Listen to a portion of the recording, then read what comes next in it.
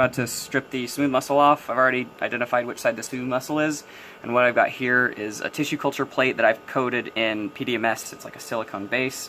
I just feel better about putting it on a softer surface as opposed to putting it directly on a hard plastic. So what I'll come do is put the end there, and then I've got some curved forceps that allow me to kind of flatten it out.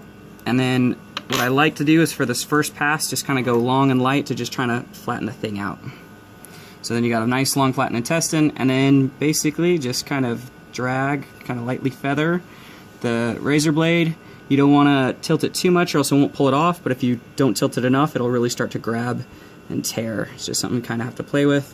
I find for my purposes that these kind of light, shorter strokes tend to work better towards the edge of the blade. Kind of get that flattened out. Oh, it's folding up on me.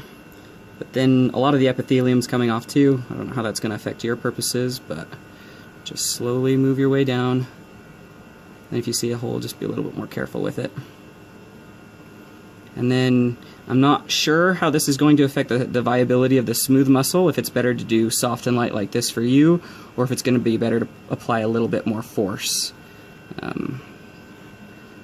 Because there's a trade-off between how much you get and how easy it is to tear. But you move your way down, we're just about done. Straighten it out and get a nice kind of linear.